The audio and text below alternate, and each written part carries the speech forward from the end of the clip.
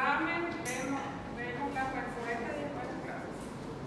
Bueno, ahora vamos a ver intoxicación por opiáceos y opioides, intoxicaciones medicamentosas. Vamos a empezar a ver. Los opioides o los opiáceos derivan de la planta, o sea, el alcaloide que está en esta planta, que es el opio, se descubrió que tenía algunos efectos, principalmente efectos analgésicos. El principal uso que tienen los opioides es como analgésicos. También pueden servir para otras patologías, para otros casos, pero principalmente se usan como analgésicos. Tres de los opioides son naturales: la morfina, la codeína, que puede ser que ya hayan consumido alguna vez, que suele ser un antitusivo, se consume como analgésico y también como antitusivo. Puede venir solo, puede venir acompañado en otras fórmulas que son de la parte respiratoria. Y la papaverina, estos son los naturales. Todos los otros opioides ya son o semisintéticos o sintéticos. De esta planta se retira el opio. Esta es la planta papaverina. De este se retira el opio. Y ese opio se utiliza como analgésico y también después se desarrollaron a partir de ese opio otros medicamentos que tienen una acción opioide también. Los naturales son esos tres que puse ahí: morfina, papaverina, codeína. Después están los semisintéticos, ya hechos derivados de los naturales, y los que son totalmente sintéticos. Los semisintéticos son la heroína, que es un potente analgésico pero es muy adictivo también, la hidromorfona, la oxicodona.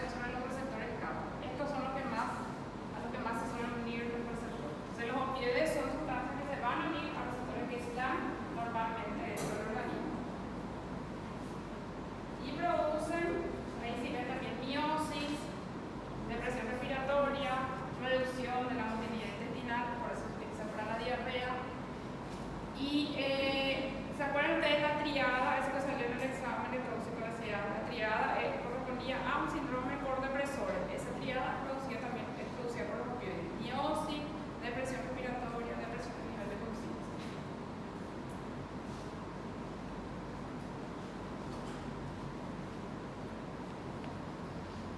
Los opioides se unen a esos receptores que les estaba diciendo y lo que ellos hacen es hiperpolarizar a las neuronas. Entonces, no se despolariza, entonces no se transmite el dolor al paciente, bloquea la transmisión del dolor. Por ese mecanismo tiene su efecto analgésico y hiperpolariza las neuronas, no permite la despolarización. Esos receptores normalmente se pueden unir sustancias que están dentro del organismo. Los opioides se van a unir a los opioides, donde también se pueden unir sustancias que son producidas, por ejemplo, las endorfinas que producen qué sensación, de placer, de bienestar. Entonces, por eso es que también los opioides pueden producir esa sensación en el paciente.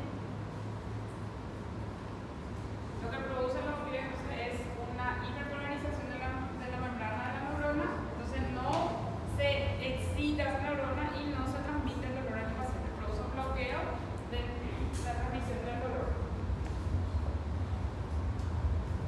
Los opioides son analgésicos que son más potentes. El gran inconveniente es su poder adictivo, o sea, fácilmente el paciente se vuelve adicto, fácilmente abusa. Se desarrolla tolerancia y dependencia. Tolerancia se refiere a que el paciente necesita mayor cantidad cada vez para ver el mismo efecto. Con un medicamento por día le calma el dolor al inicio. Después, con el paso del tiempo, tiene que tomar más veces por día.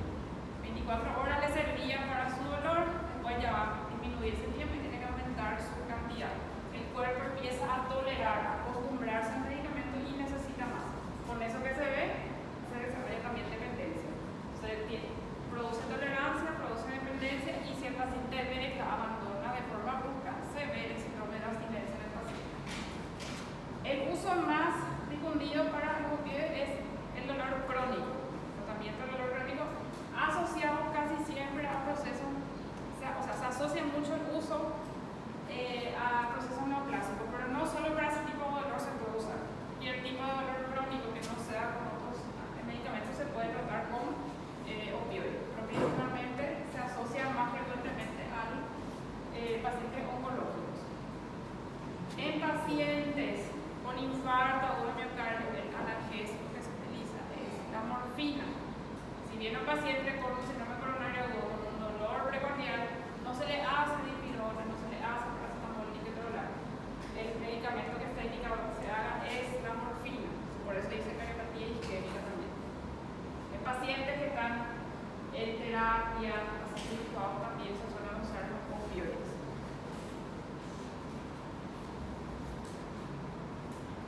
La acción que tienen los opioides es diferente. Nosotros mismos estamos viendo AINE, tiene que hacer lunes, que la acción del AINE preferentemente es periférica. O sea, recuerden que decíamos que actúa donde el dolor se genera.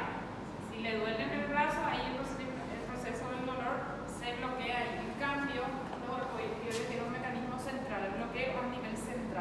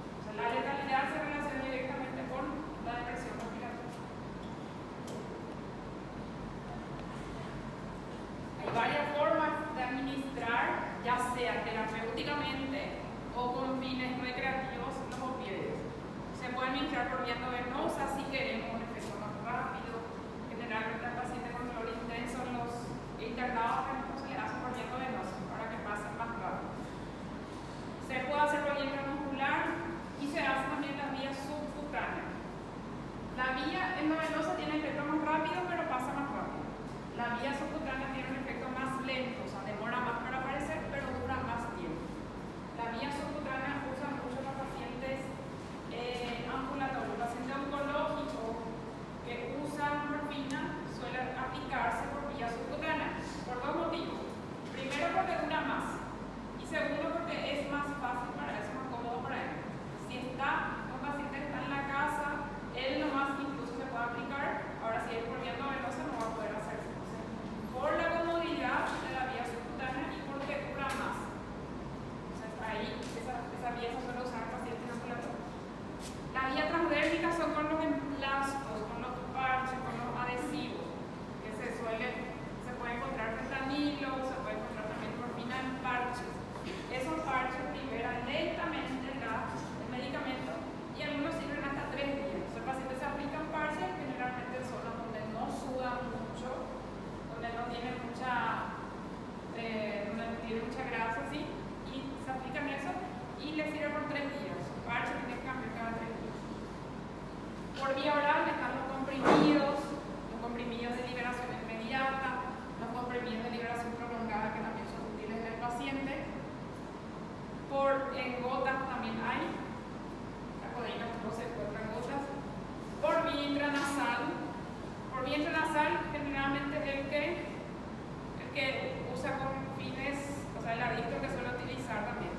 Y también la naloxona, hay una presentación actualmente de la naloxona que es para borrifar el cannabis. Ese también se puede encontrar por vía intranasal en la piel.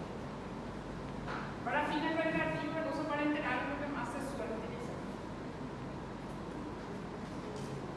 Lo que más frecuentemente produce intoxicaciones son morfina, heroína, en algunos lugares hay mucho. La oxicodona es una droga que se usa actualmente no solo para cuadros oncológicos, sino que para cuadros de dolor crónico intenso. Ese medicamento también está produciendo mucha adicción en Estados Unidos. En el receta ya está empezando por un medicamento que no es difícil de conseguir.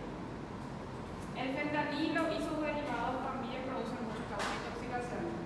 Hay variedades de fentanilo o modificaciones de fentanilo donde con dosis muy bajas se puede producir intoxicación en el paciente.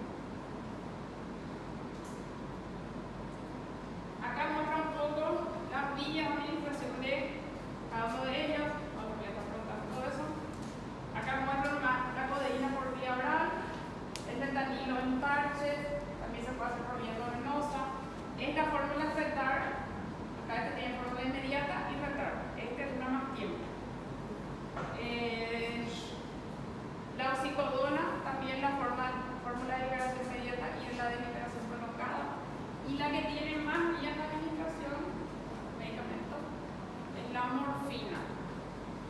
Por vía endovenosa, por vía subcutánea, se puede hacer en infusión continua, acá perfusión endovenosa, perfusión subcutánea, por otras vías también. Entonces, la que más tiene vías de administración, el prototipo de los opioides es la morfina, el principal representante de la morfina. Pues está el tramadol por vía oral, se puede hacer por vía rectal, se puede hacer por vía parenteral también. Esta es una presentación de la morfina en vía oral, para vía oral, gota. Estos son los parches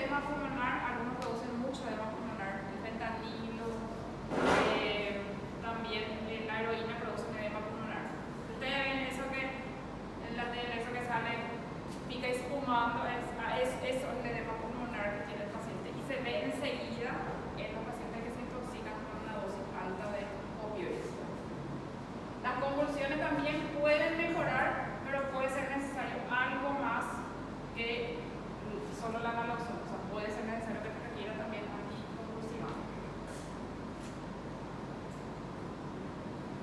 La heroína, la que más frecuentemente produce el edema pulmonar, puede generar crisis de broncoespasmo, puede producirse broncoaspiración por las convulsiones, por la pérdida de conocimiento, puede producirse, generalmente es miosis. Acá habla de midriasis porque a veces el paciente que está mucho tiempo hipóxico ya pasa a presentar midriasis. Eso a veces puede ser irreversible en el paciente. Arritmia se puede ver y rhabdomiólisis también. La rhabdomiólisis suele ocurrir en el paciente que está mucho tiempo acostado en algún lugar. Si no se le auxilia, está mucho tiempo acostado. Por ejemplo, cae de espalda y está varias horas ahí. La rhabdomiólisis va a ser en el músculo sobre el cual está apoyado el paciente. Esta cuadro con intoxicación aguda. Esto vamos a ver en un paciente con intoxicación aguda. El coma, las convulsiones, la depresión respiratoria, la bradicardia. Y después hay otros casos que se pueden ver, o sea, complicaciones que se pueden ver en pacientes que consumen opioides por mucho tiempo, principalmente por vía parenteral. Endocarditis por la aplicación endovenosa, transmisión de algunos virus, infección oportunista, porque generalmente el paciente se desnutre, sufre una desnutrición, eso aumenta el riesgo de infección oportunista, de infecciones respiratorias virales, de infecciones por hongos, aumenta el riesgo de otras patologías relacionadas con inmunosupresión también. Tromboflebitis séptica en el sitio donde se inyecta el paciente. Muerte también, enfermedad de transmisión sexual. Estas son complicaciones que se ven a largo plazo. Lo que se ve en una intoxicación aguda son el coma, las convulsiones, la presión respiratoria, bradicardia, hipotensión.